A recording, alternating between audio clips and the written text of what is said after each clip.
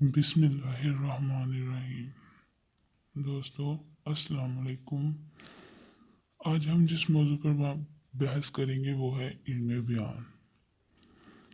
इल्म बयान एक ही बात को नौ बनो अंदाज से बयान करने के अमल को इस्तिलाह में इल्म बयान कहा जाता है। एक ही बात को मुख्तलिफ अंदाज में बयान करना इल्म बयान कहलाता है। यानी कि एक ही बात है, एक ही जुमला है।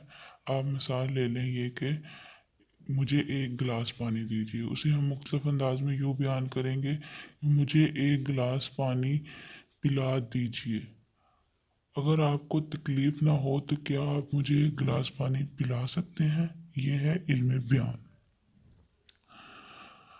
सैयद आबद अली आबद इसकी तारीफ़ यूँ करते हैं, इल्म बयान वो इल्म है जो मजाज यानी कि तशबीह, इस्तारा, मजाज मुरसल और कनाया से इस तरह बहस करता है कि इस पर अबूर हासिल कर लेने के बाद तख्लीक कार, इंशा परदाज या खतीब अपने माजी ज़मीर के कामिल इबलाग में कामयाब हो सके।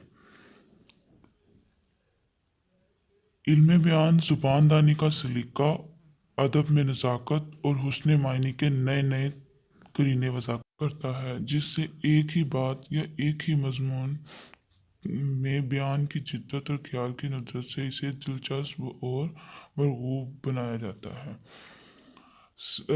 मीर अनीस का ये शेर देखें, गुलदस्ता मायनी को नए ढंग से बांधूं, गुलदस्ता मायनी को नए ढंग से बांधूं, एक फूल का मजमून हो तो सौ रंग से बांधूं।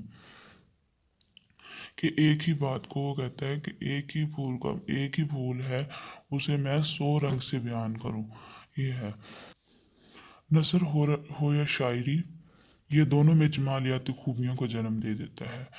इल्म बयान तख्लीक कार का अंदाज़ बयां को मुअस्सर और दिलनशीं बनाता है।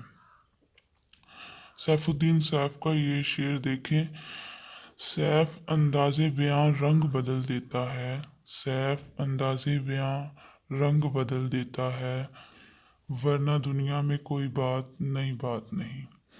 इसके अलावा इल्म बयान की जो है वो 4 दर्जे मुकर्रर किए गए हैं। सबसे पहला है तशबीह, नंबर 2 इस्तारा, नंबर 3 मजाज मुरसल, नंबर 4 कनाया। उम्मीद करती हूँ कि आपको इल्म बयान की समझ आ गई होगी। आगे जो उनके 4 दर्जे हैं वो हम अगली वीडियो में इनकी तफसील से बहस करेंगे।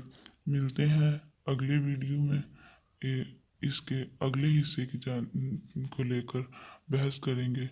तब तक के लिए अल्लाह हाफिज़।